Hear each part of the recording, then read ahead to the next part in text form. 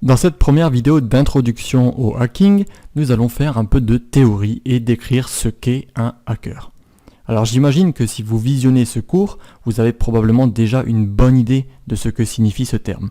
On va tout de même voir concrètement les différentes définitions applicables à ce terme et on va faire un petit historique pour savoir exactement d'où vient ce mot. Alors c'est parti, l'origine justement, le terme hacker vient du verbe to hack en anglais avec mon accent, et to hack signifie découper quelque chose à l'aide d'un outil. Par exemple, découper de la végétation ou même de la viande. Si on fait l'analogie avec l'informatique, eh bien c'est comme si on pouvait découper des informations en blocs logiques pour les réassembler ensuite.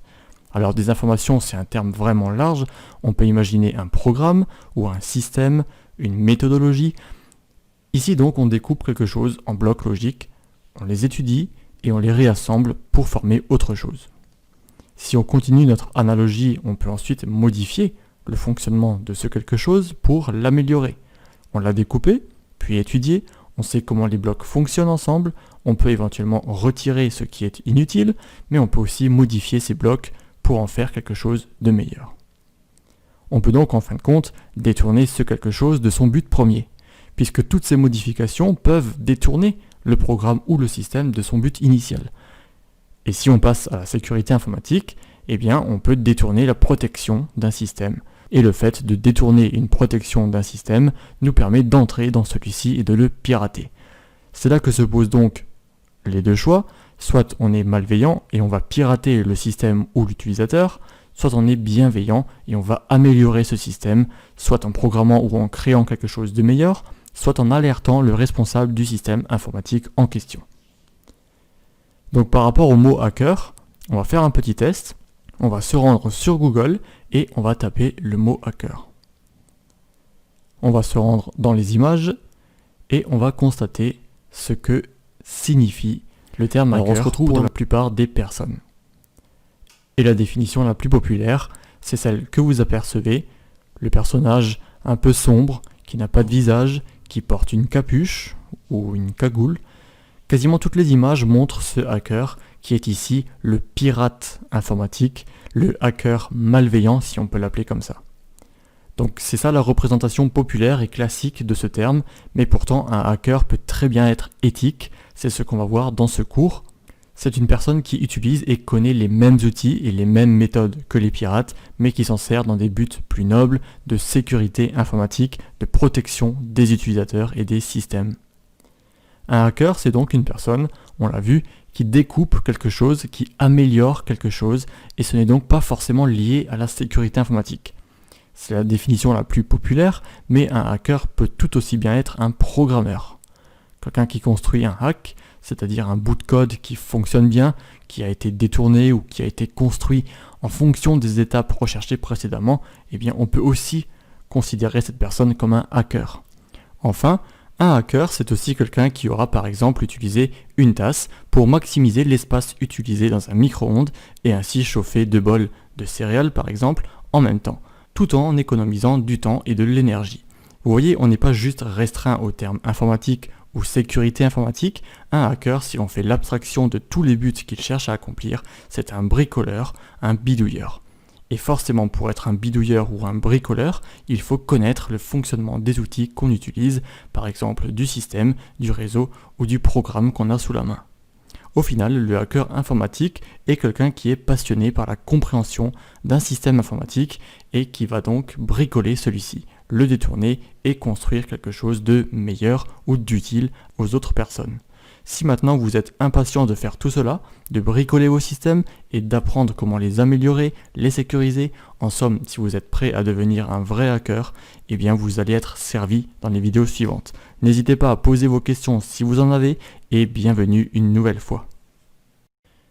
Nous avons vu ce qu'est un hacker et nous allons à présent voir plus en détail les grands types de hackers.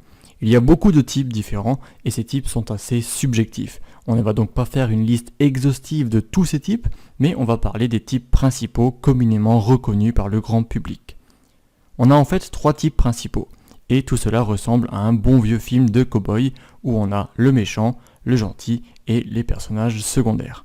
Notre héros de l'histoire, c'est bien sûr notre hacker au chapeau blanc, le hacker bienveillant qu'on appelle aussi le hacker éthique.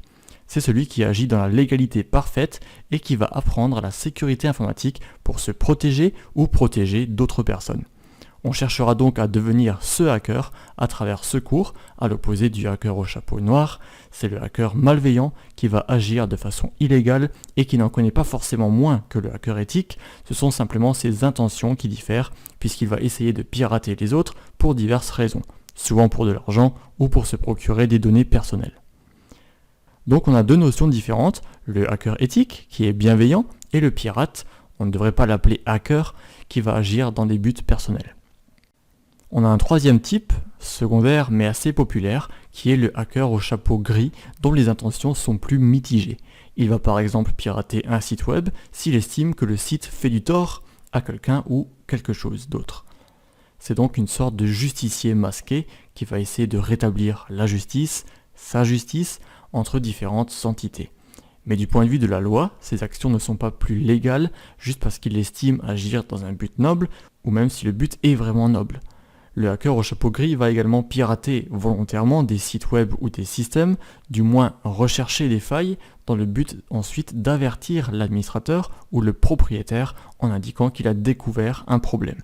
Encore une fois, l'intention, bien que noble car il s'agit de sécuriser des systèmes, n'est pas légale car il n'y a pas eu d'autorisation reçue au préalable. Et c'est cette autorisation qu'il ne prend pas qui le différencie du hacker au chapeau blanc. Alors parlons de quelques autres types de hackers secondaires qui sont aussi connus et reconnus. Il y a déjà Anonymous, un sous-type de hacker au chapeau gris.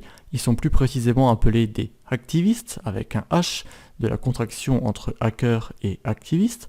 Ce sont des personnes qui agissent souvent dans un but politique. Elles vont par exemple mettre hors service un site web pour manifester contre quelque chose ou pour dénoncer quelque chose.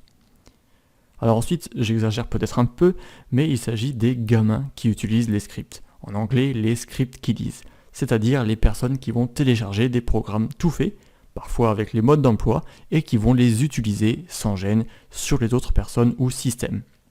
Ce sont donc des personnes qui utilisent des programmes dangereux pour professionnels qui ne leur sont même pas destinés, mais qui les utilisent en faisant des dégâts et en piratant des personnes sans prendre des responsabilités et sans même savoir ce qu'elles encourent et les dommages qu'elles risquent de faire.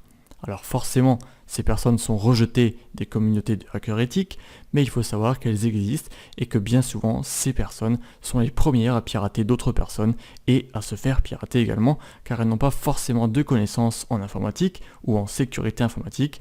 Elles téléchargent, elles appliquent et elles veulent absolument pirater au plus vite pour des buts qui leur sont propres, vengeance, divorce, etc. Enfin, on a un autre type qui était populaire, je dis était puisque c'était dans les années 1960-1970, lors du début du hacking. On avait les phreakers de phone et freak, téléphone et marginal en français. Ce sont des personnes qui pirataient les lignes téléphoniques dans le but par exemple de téléphoner gratuitement ou d'accéder à des fonctionnalités qui leur auraient en temps normal été interdites. Alors ce sont les types principaux de hackers au niveau de leur popularité. Je répète les trois types principaux, le hacker éthique au chapeau blanc, le pirate, le hacker entre parenthèses au chapeau noir et le hacker au chapeau gris.